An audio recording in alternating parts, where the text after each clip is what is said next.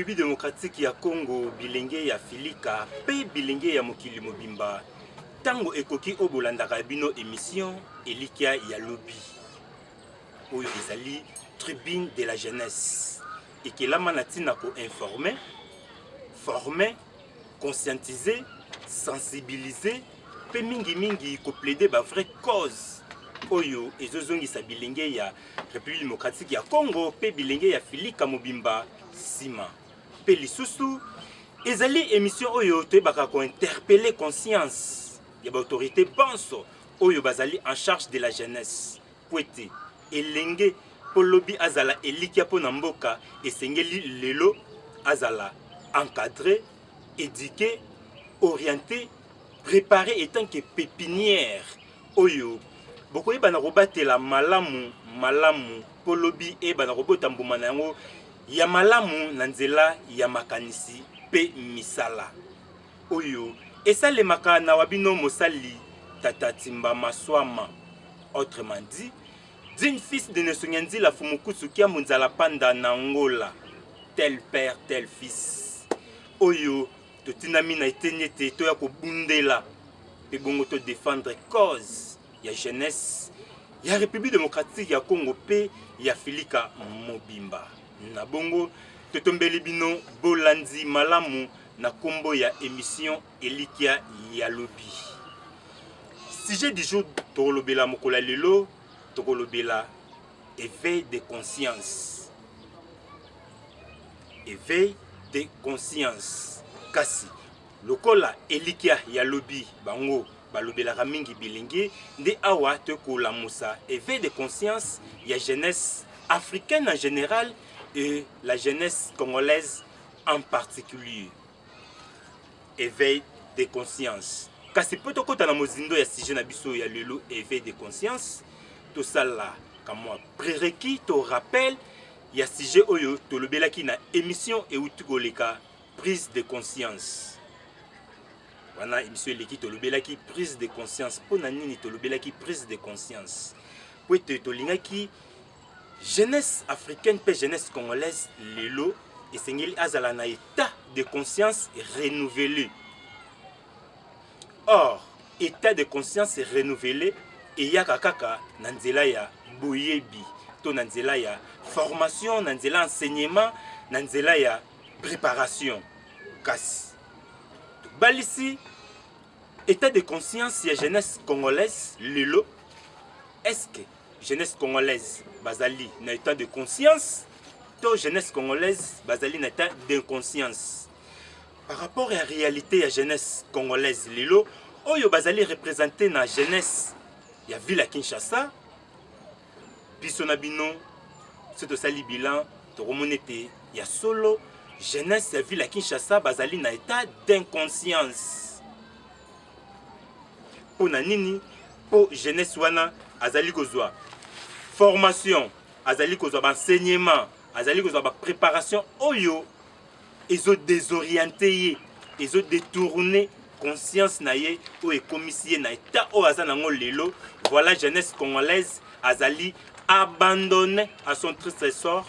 Jeunesse congolaise azali bafouée, jeunesse congolaise azali négligée.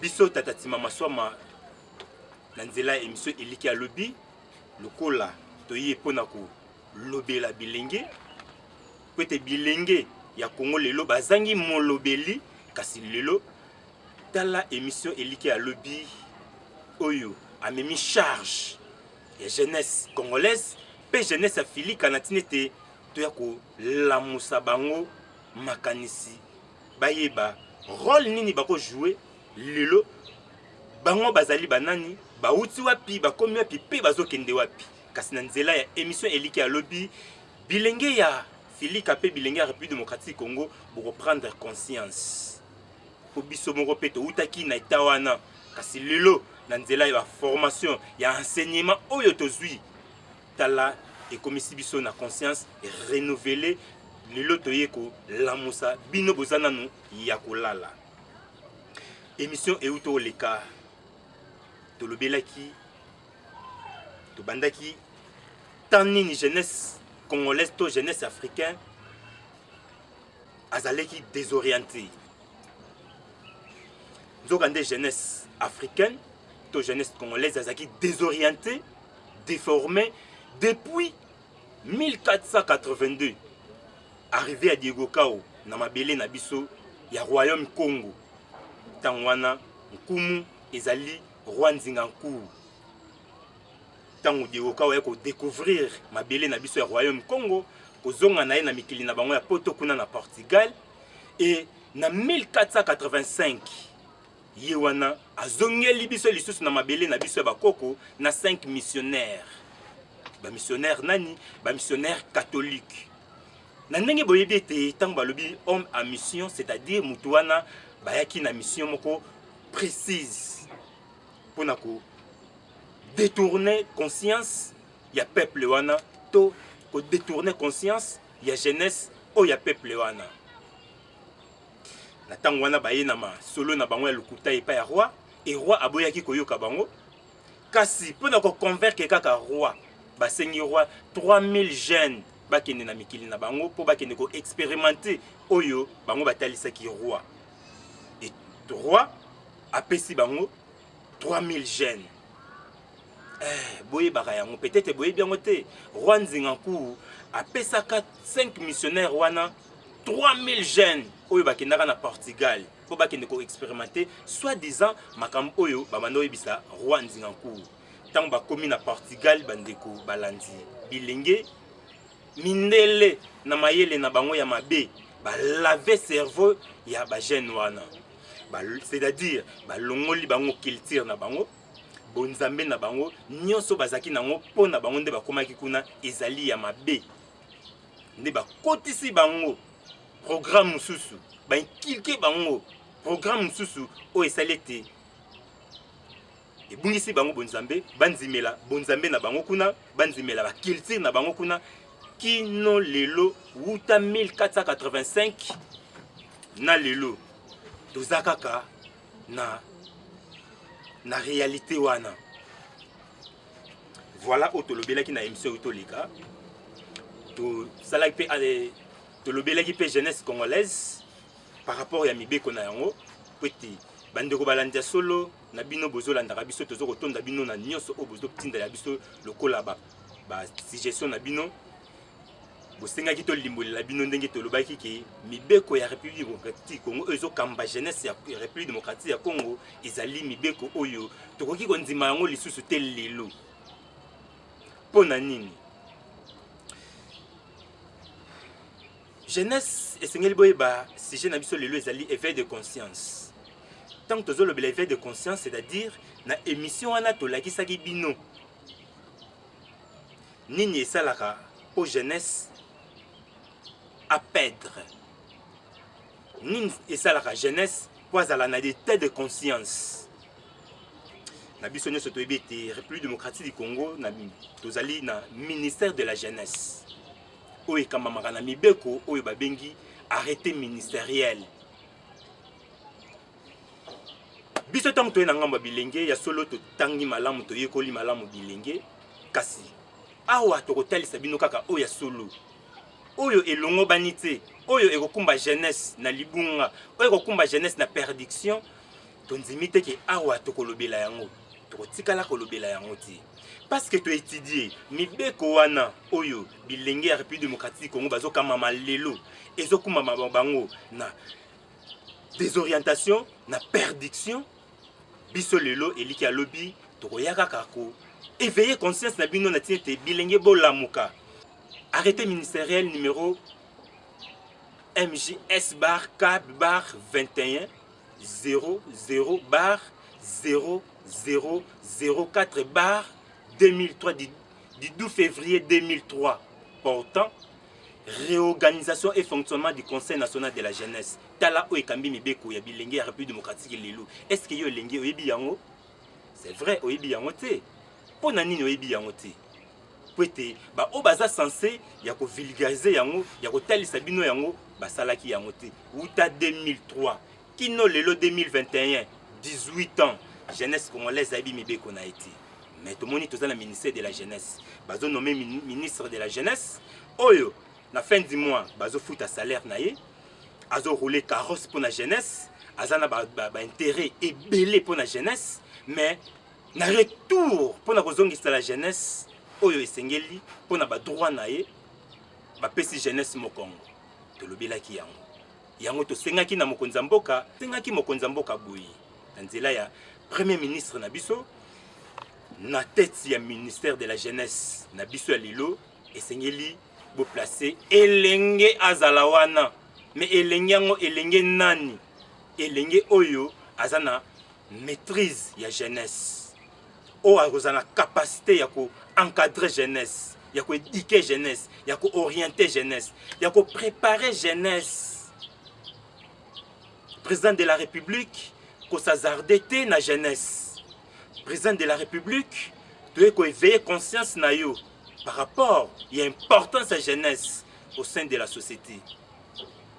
Rôle de la jeunesse est aligné dans la société. Parce que la jeunesse, ba soutenir ba action. Il y a bino président de la République, ba action. Il y a bino premier ministre, pe ba action ya gouvernement mobimba pour ekende liboso. Mais dans la réalité lelo, est-ce que ba action ya président de la République ils allaient soutenir la jeunesse? Biso le but. Est-ce que lelo premier ministre na gouvernement na mobimba bazali soutenir la jeunesse to le but?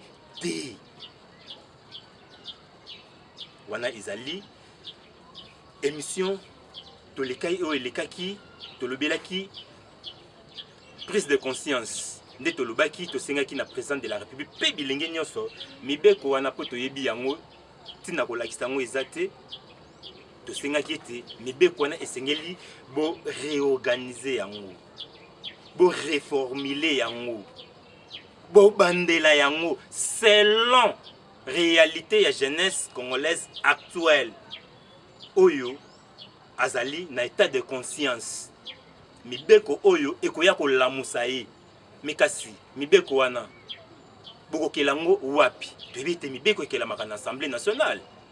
Mais tala Assemblée nationale na biso sur 500 députés toza na bango majorité ba députés ba jeune nini député 2 ans passé na mandat na bino oyo esi atelema na autre tribune ya Assemblée nationale pour défendre cause de jeunesse congolaise pour défendre ba injustice oyo ezosalema pour la jeunesse congolaise. Ce qui azali atombola mosapipo émission eliki ya lobby totali pe tomoni tozomona été ndenge moko pe to remettre en cause ba ministre nyonso o baleka de 2003 kino lelo ministre nini oyo akataki jeunesse.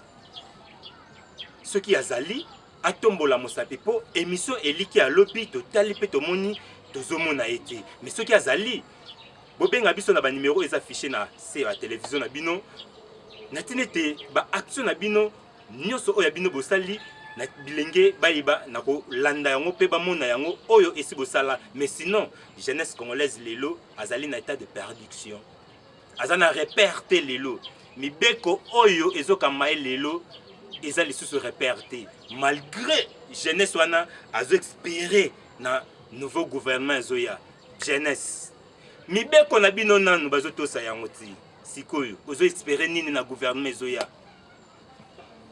Mais kasi beaucoup espérer yango soki ba réorganiser mibeko wana lelo ba adapter yango selon réalité ya jeunesse actuelle nde ekosala ke prise de conscience ekokota na jeunesse congolaise.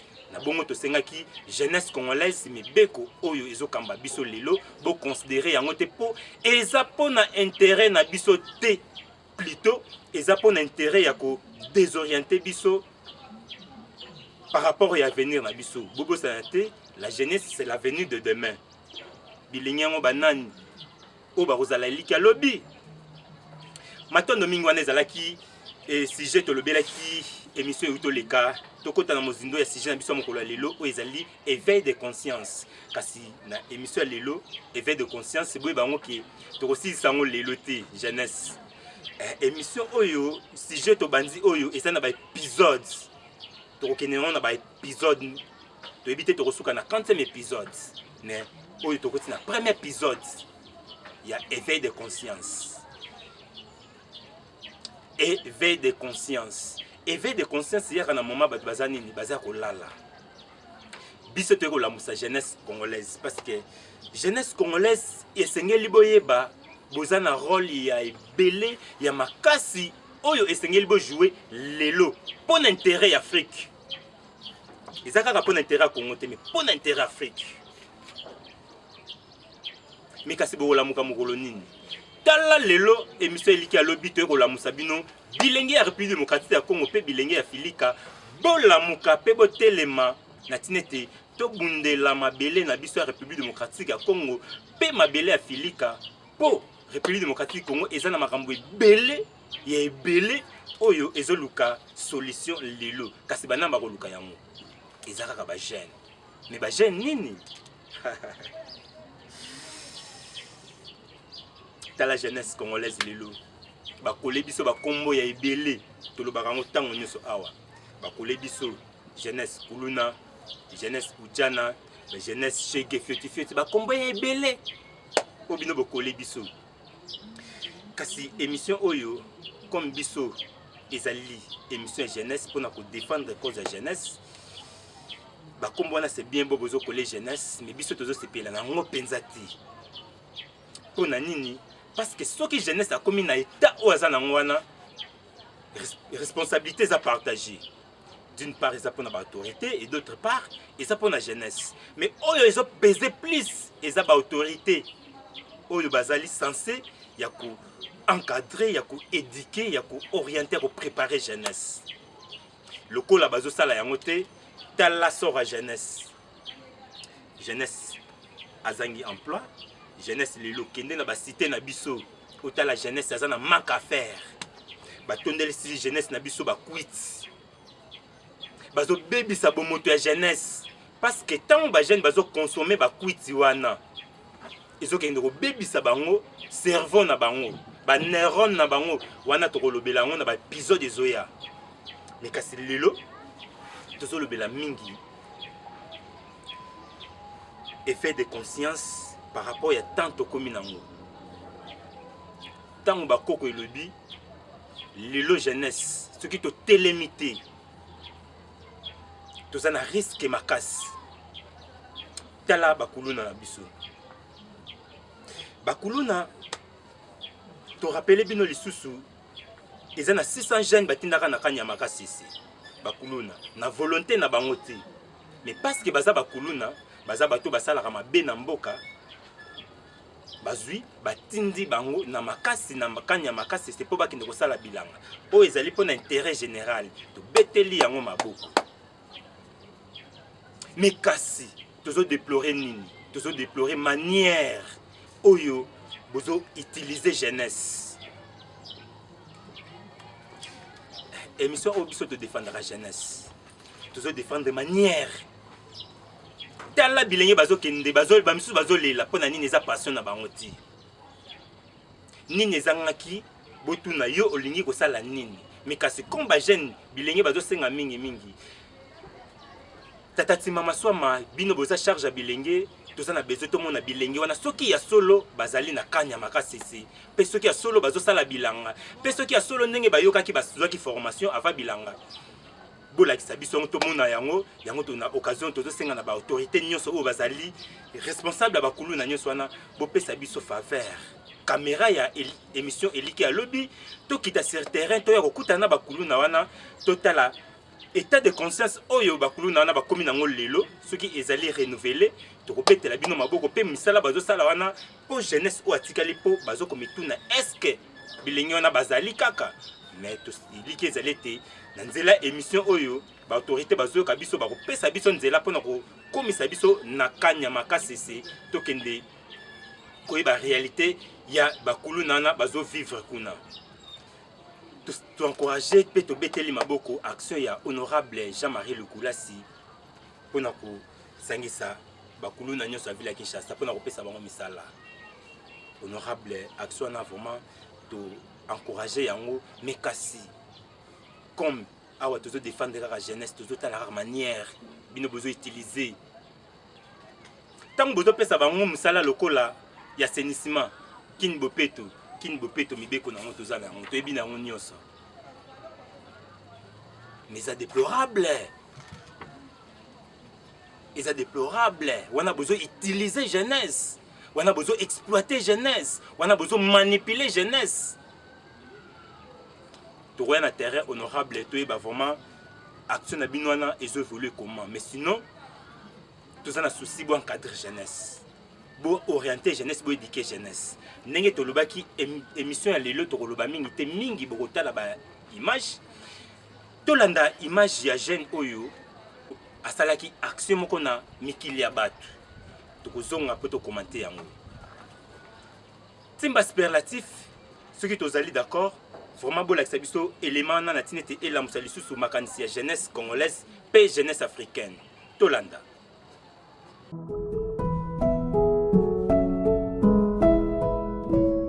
Au nom de l'unité, la dignité et le courage, ça rentre à la maison.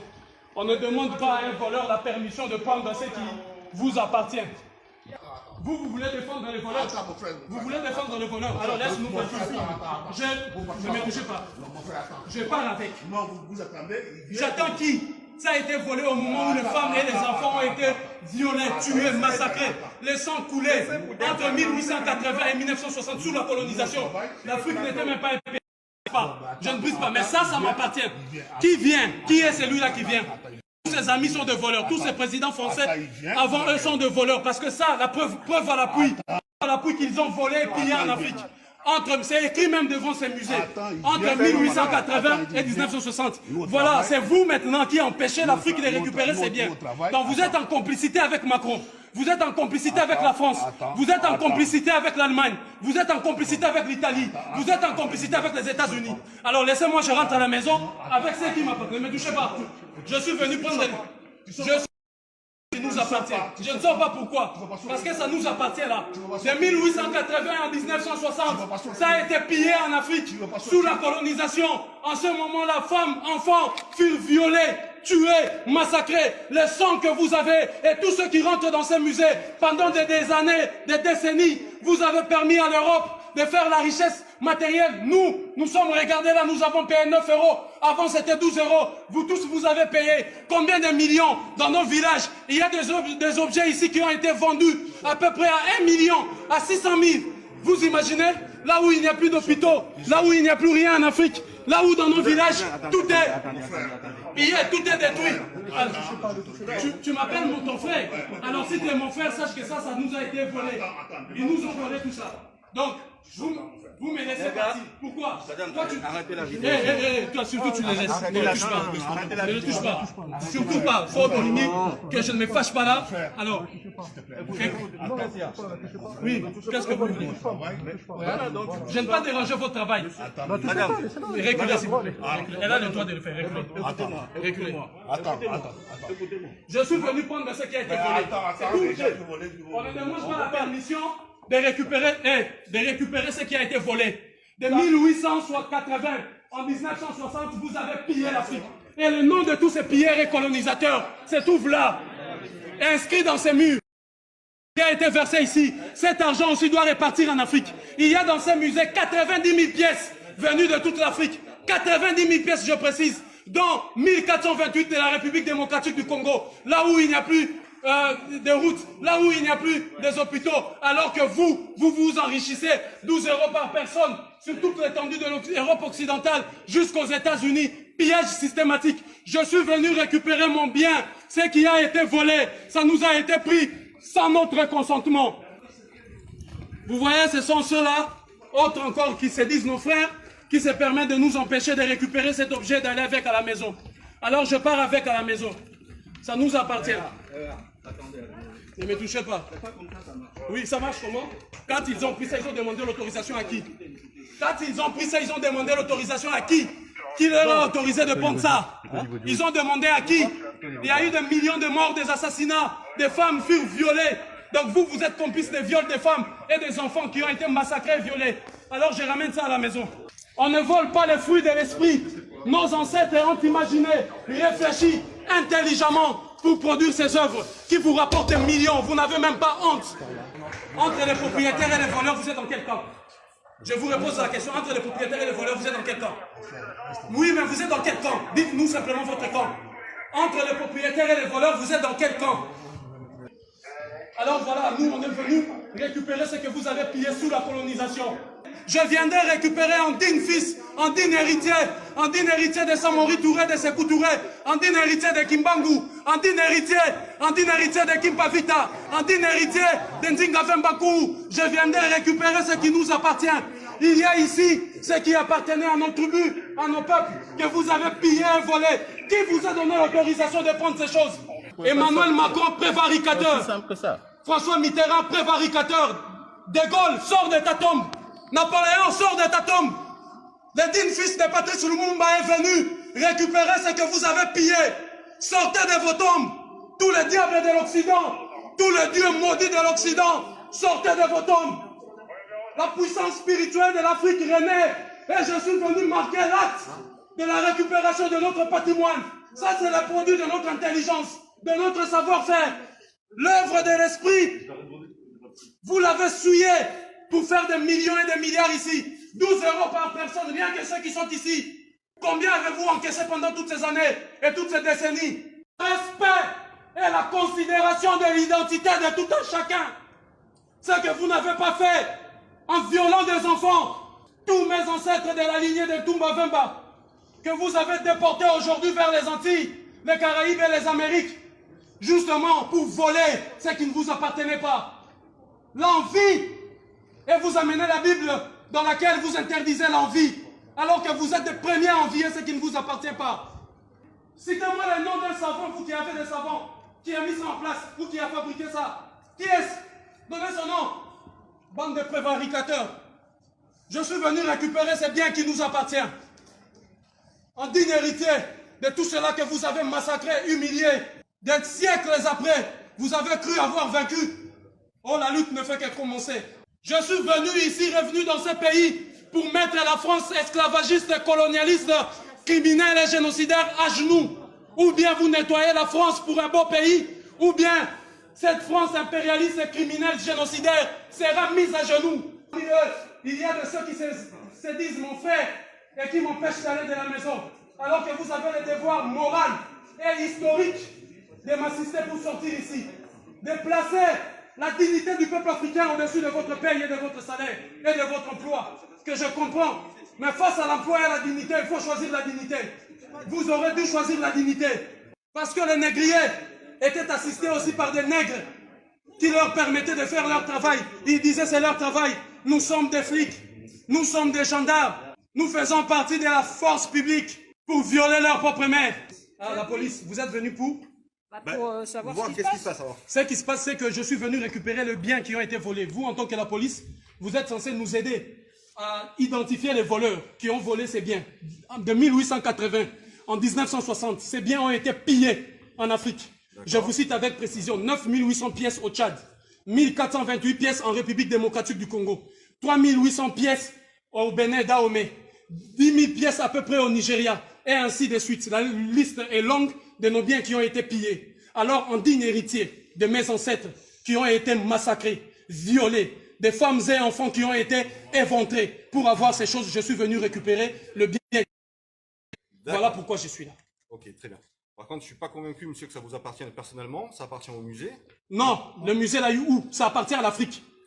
D'accord, mais ça ne vous appartient pas. Ça m'appartient personnellement parce que ce qui est bien commun est d'abord, avant tout, bien individuel. Et si vous voulez la preuve par excellence encore, je vous ramène là-bas où il y a la pièce. Vous verrez un homme, attendez, je l'explique, assis tailleur et les mains allongées. Dans ma langue, ça se dit Chalamoko Fundu Zinkata.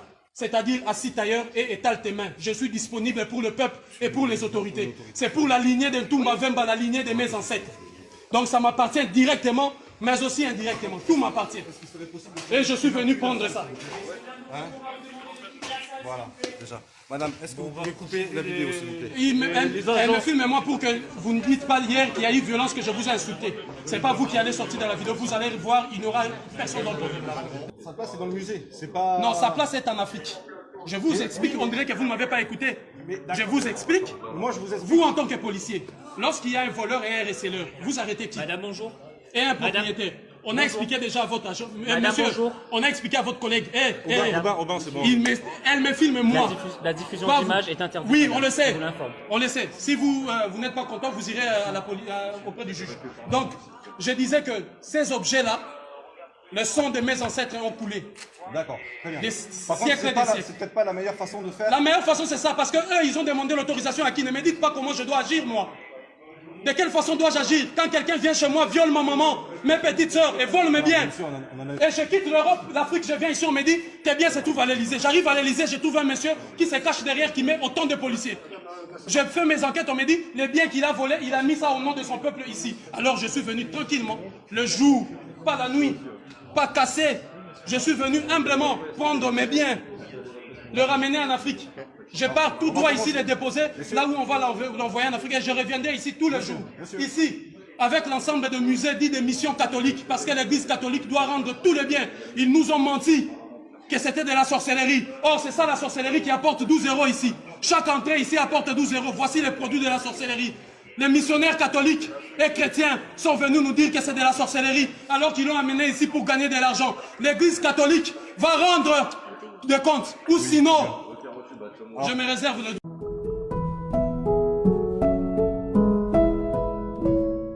Au nom de l'unité, la dignité et le courage, Timama Swama, bisoto telemi lisusu pona kobunde la jeunesse congolaise pe jeunesse africaine. Tala bilenge ya boyi, tala prise de conscience bazali na yango, tala éveil de conscience bazali na yango. Mais kasi tokolobaka pe mingi te. Biso etanki mulobeli ya jeunesse, toyeka pona kolobela jeunesse, mais tolobi lisusu etanki digne fils de Mbuta Sankara, etanki digne fils de Mouzé Kabila, en tant que digne fils de Nelson Nzila Fumukusu qui a mondial panda nangola. Awa toyeka kolamusa jeunesse congolaise pe jeunesse africaine. Tolanda élément lisusu oyo ya Fumukusu ndenge a limbolaki ndenge bakoyibela biso bikeko na biso awa na filika. Tolanda.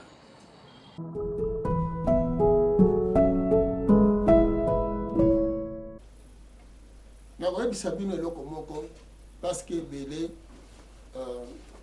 bayebi te phénomène ndoki ndenge nini bamindele bazali kokelango me nakopesa kaka mwa songe awa ebele bayebi histoire ya badie donné bazalaki bato moko bayaki soit disant baza baspirituel bakanga bandoki nzoki ezalaki programme moko mondele asalaki mpona nini mpona kokombola bisalelo oyo babengi œuvre d'art bisalelo oyo bakoko na biso bazalaki na yango mpo bakende na yango na babiloko etikalaki mais badie donné oyo bazali kosala ndenge nini badie donné bazosala boye bazwi bokale moko to kopo moko atie mungwa na pulukanti le pulukanti c'est l'anglais atie yango akaboli bangambo nyonso mibale kaka na eloko moko wana soki sani so kopo me mingi ezali na kopo mpo fo ezala na kati sikoyo aye na mboka alobi mboka oyo eza na bandoki sikoyo toni tokanga bandoki alobi nyonso botandamana batie mai babandi kotia mungwa na mai wana baningisi bato bamelaka sikoyo yesi akanisi moto oyo ya kokangaki ndoki ngambo oyo azozwa mungu azopesa ngambo oyo atali tato aza na libande ala azweli esel anglais ali atieli ye sikoyo yo ozomona okoyo azozwa kaka wana yo ozokanisaki bato nyonso bazomela oyo omeli nzoka yo omeli sel anglais atali moto aza na suki ya pembe atieli ye sel anglais atali mwana oyo aza bien atieli ye mungu atali moto alongwa mino atieli ye sel anglais donc ndenge asali bongo sikoyo bino bokanisa euti kaka na kopo moko alors bato mosusu baleki mabumu te bino sikoyo boleki mabumu sikoyo ndenge nini nanu yo moko kondima te koza na kindoki sikoyo alobi ke oza ndoki ndima ale kotala na mposi mingi bazala kopona mingi bamikolo mpo babiki bamikolo bato bazali kobatela biloko ya bokoko babikeko bisalelo tozalaki ale pesa nyonso pesa akoposa bino azwi mwa ndambo oyo bamoni ke eza mwa ntina mpenza mingi te batumbi ale mosusu bamemi yango ekotondisa mpe misa tervirin ntango baaction wana esili sikoyo bakomisi bakeli bato moko baantiquaire mpona bazwaka biloko ya kala ekendeke ezosala bamilio na poto sikoyo tala na nde bazokanga bato na bandoki na alors qu'en réalité baza bandoki te bakeli bato moko lelo baya kokundaka babiloko na bango bakundi bango baya kolongola biloko baya kotyaka ngo na butu to masolo eza milai pe minene. Alors lelo siko bato bazolia biloko ya mabe baproduit mosusu donc soki tokoti na côté scientifique te ekozalela biso pasi parce que eloko moko osengeli boyeba so boke na bahôpitaux nyonso na badispensaire à part oyo ya miniature mais batya bapareil moko kuna nkombo nango microscope ata basali yo bapesi yo kisi ya fièvre mais il faut leka na examen mpo batala microbe nini ezotungisa yo donc moto akokufa na maladie tel microbe nde ebomi ye eke kotouche bapoint tragique na nzoto etouche motema etouche poumon etouche mutu mais bakobongo nango kaka no tiber wana euti na bandoki mais tuberculose kombo kaka wana euti na mundele.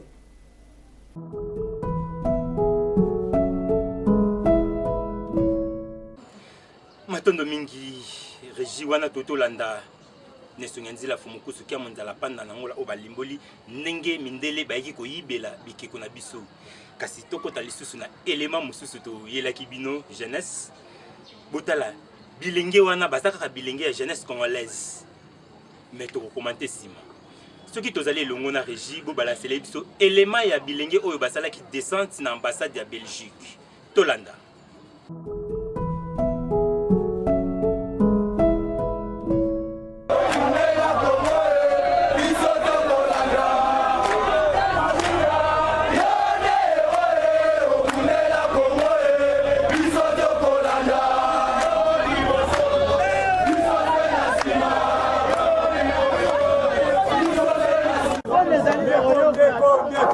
Tozonga sima, tozonga liboso, bila basa liboso. Bande kwa zonga. Elika lobi. Elika lobi. Tozonga totandama. Elika lobi. Tozonga elongo. Namama kote tolongo. Elongo. Namama kote tolongo. Elongo. Namama kote tolongo. Bon, tout cela na bango. Yano bapesi biso. Lobi boye. Tokolo na bango. Yano bapesi biso. Tokayo kote na bosolo. Bosolo sepei na ngoti. Lobi boye. Lelo tukabwani awa. Kasi biso panso tutika banzela ya singa na biso ya kofungwama. Tutikeli bango ngonga. Mukolo ya lobi. Soki bapesi biso biyano esengeli te. Toyebisi bango ete tozala susu wapi? Tozala wapi? Tozala wapi? O bango balobi bayebi bosomi na biso bango batungisaka yango te. Tokotalisa bango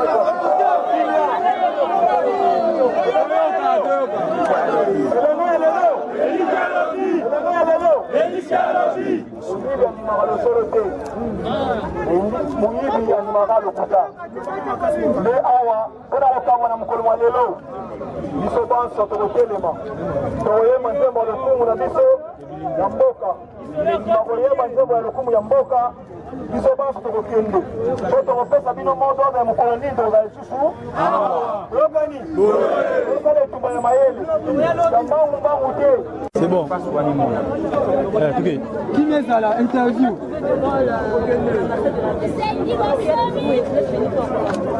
Voilà, ici vous voyez la jeunesse, la jeunesse congolaise, représentée par les jeunes qui sont ici. On est venu réclamer à la Belgique. C'est des jeunes congolais, ce sont des jeunes congolais, il n'y a pas de structure, ce sont des jeunes congolaises qui est là. Donc on est venu justement pour demander à la Belgique de respecter la souveraineté acquise en 1960 en juin. On a tous les documents signés par la Belgique et la Belgique accepté.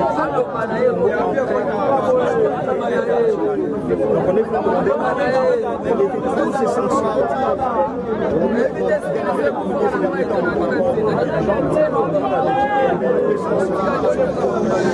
demande à la Belgique aussi de pouvoir accepter les élections.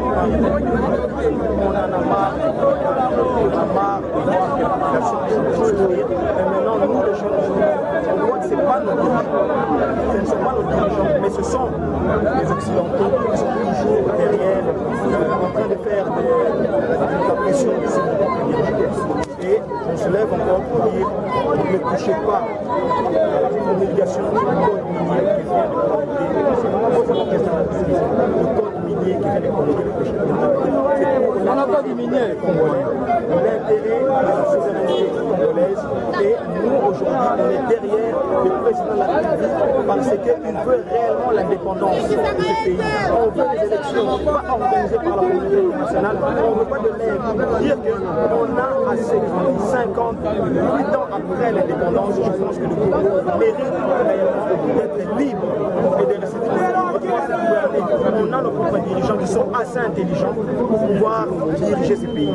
Et nous aussi, la jeunesse aujourd'hui, on se lève comme un seul homme pour dire qu'on en a marre et on est venu devant la présidence de la Belgique, pas que pour la Belgique, parce que la Belgique représente la communauté internationale aux yeux de l'Amérique.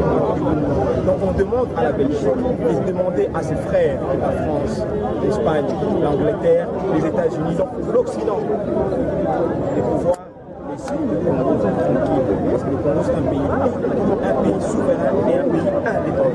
Quelle a été leur réponse aujourd'hui sur voilà, on a été, l'ambassadeur m'a demandé, on m'a demandé de parler avec l'ambassadeur, mais les réponses qu'on m'a données, je ne suis pas satisfait, que la Belgique ne s'est jamais ingérée dans les affaires de notre pays.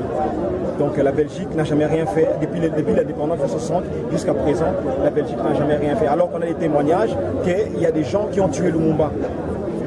Et aujourd'hui, on voit des sanctions. Donc, je veux dire, promulguées par Didier Reynders. Qui est Didier Reynders par rapport à ces pays? Qui est Louis Michel par rapport à ces pays? Et étant donné qu'on m'a encore dit que s'il y avait un seul pays sur les 28 qui avait levé sa main pour dire que non, voilà, nous on ne veut pas que vous sanctionnez le Congo ne serait pas sanctionné. Mais il n'y a aucun pays, même la Belgique qui a profité pendant combien de siècles ici au Congo, la Belgique n'a pas levé son seul doigt pour dire que moi je suis d'accord que le Congo ne doit pas être sanctionné, mais la Belgique ne l'a même pas fait pour l'intérêt du peuple congolais, pour tous les minerais et pour toute la souffrance qu'il a infligée au peuple congolais. Et il n'a même pas levé. Donc la Belgique n'est pas un pays ami pour nous.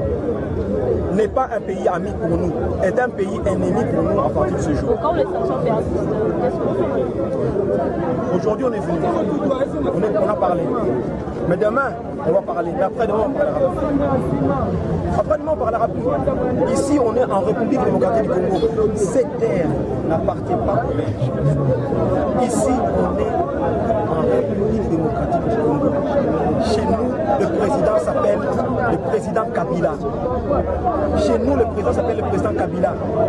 Et il ne s'appelle pas Didier Reynders ou Charles Michel ou le roi Philippe, je ne sais pas quoi. Non, pas ici. Ici, c'est Kabila Kabangé. Et les rendez-vous est pris pour quand? Les rendez-vous est pris pour après-demain. On se encore ici. Et au cas où la réaction de la Belgique n'est pas. Je viens de le dire maintenant. On vient une fois, on ne nous écoute pas. On viendra encore demain, on ne nous écoute pas. Mais après-demain, ils vont nous écouter. Je vous donnerai un exemple. On parle des gilets jaunes. Au début, personne ne les acceptait. Le gouvernement français a tenu ferme.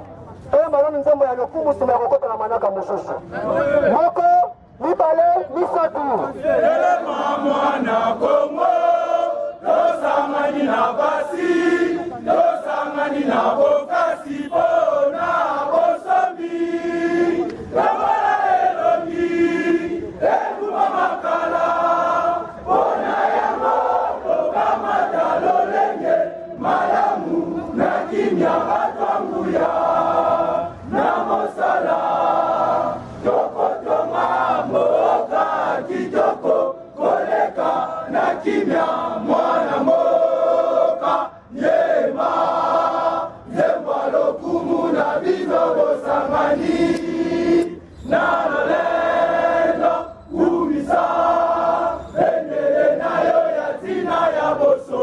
Congo, Mama Congo, Yaba Congo, Congo, Boka Congo, Engama Congo, Tokotonisa ya mope toko batela monene na yango, mokolo ya tukumisato na sanda ya motopa, mokolo ya moile kimia, mokolo na lokumu, zara na zekeleke, mokolo na lokumu, eyana iya mosa.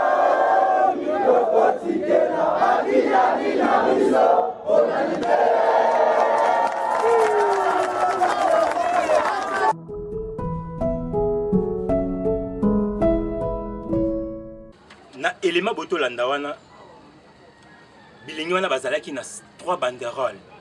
Banderole ya liboso elobi tosengi na mboka Belgique, France, États-Unis pe communauté internationale mobimba botosa mikano oyo ya sika mokonzi ya mboka na biso auti kozwa pona ba minéraux entre parenthèses code minier ya mboka na biso wana ezali message oyo eportaki premier banderole.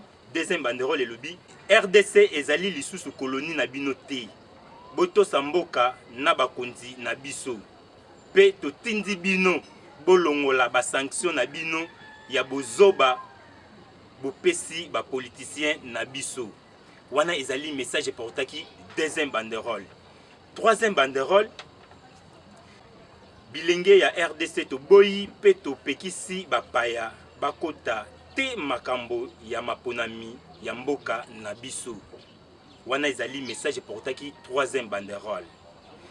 Bandeko bilenge tala prise de conscience ya jeunesse oyo wana ezali na époque ya ancien président Kabila Kabange.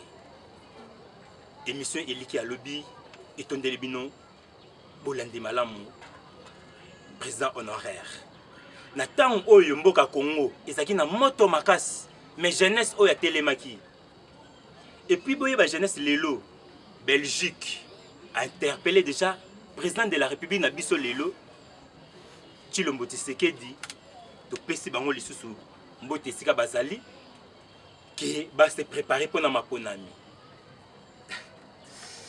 Tout ce qui vraiment biso de mituni est-ce que Belgique lelo a resenga la président na biso a se préparer pour na maponami biso to biti ye azana droit wana te eza biso moko bana mboka soki to komi na tango na yango to kosenga yango po tango nani okokite siko bo senga ngo pona nini botika président na biso kimia asala musala na ye na kimia nyonso et pourtant on a soki ekoki soki ekoki samite bilenge o bazali na prise de conscience bako telema pona ko réclamer maponami po bilenge wana bazali na programme o bako tsa bango 5 ans après na République démocratique Congo esengeli ko organiser ba élection kasi Belgique boza na droit moko te ya ko interpeller ba kontina biso pona ko organiser ba élection biso moko ba imboka to ko telema na tango wana élément ya bilenge kasi to landa lisusu élément oyo ya religion africaine vutuka ba telemaki kaka pona ko défendre cause ya République démocratique ya Congo pe ya Filika Tolanda.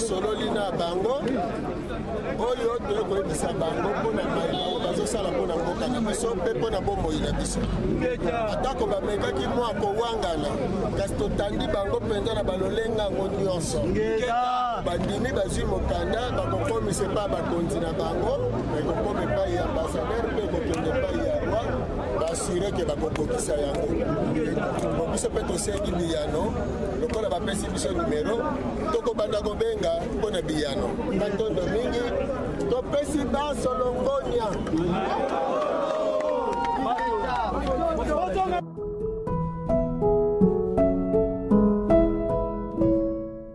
Matono mingi bandeko balandi wana ezalaki élément ya religion africaine vutuka oyo bakitaki basalaki descente na ambassade ya Belgique kaka mpona kodéfendre baintérêt ya République démocratique ya Congo. Kasi bino moboyoki bacommentaire ndenge elekeli ndenge balobeli. Objectif ya émission oyo ndenge tolobi toye mpona koéveiller conscience jeunesse congolaise pe jeunesse africaine. Et sujet du jour to exploiter lelo oyo ezali éveil de conscience oyo ezali premier épisode ezali na baépisode ebele. Tokanisi na épisode ezoya tokoyela bino bapensée ya bato mibale. Il y a deux présidents, président sortant ou tokoloba président honoraire Kabila Kabange, pensée na ye aloba lelo tokoloba yango te boyoka yango na pensée ya président actuel Tshilombo Tshisekedi na deuxième volume yango nde tokoya kolobela kaka na sujet na biso ya éveil de conscience mpona kolamusa jeunesse ya République démocratique ya Congo pe jeunesse ya mokili mobimba. bandeko balandi tala ebendi suka ya émission na biso pona mokolo lilo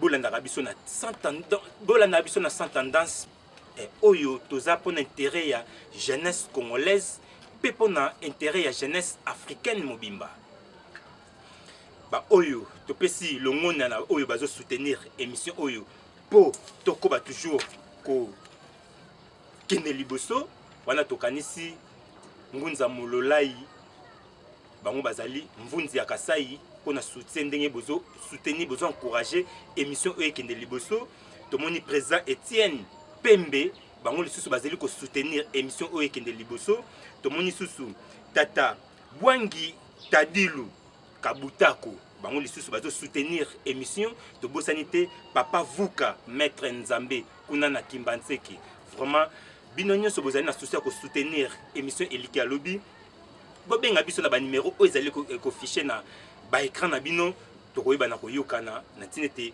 bo soutenir émission oyo o ezali charge ya jeunesse congolaise pe charge ya jeunesse africaine mobimba kasi premier épisode bongo deuxième épisode ekozala nini tokutani mbala sima na kombo ya émission Eliki Alobi na sima caméra ezalaki na Nengwa obino bolobaka mwasi ye mutu a filmer biso mokolo lelo Nengwa ya kota bazalaki elongo na tata Kwaku Maisha tobosanité na montage kuna tomoni tata Timba Superlatif pe bongo na réalisation tomoni Kumungala 9 lumière tala équipe technique oyo ya émission Eliki Alobi ba soutenir na tinete bolanda biso malamu oyo elekaki na coordination ya cordon kivu ya ponyoso eleka toujours malamu tokutani mbala sima oyo tokoya kolobela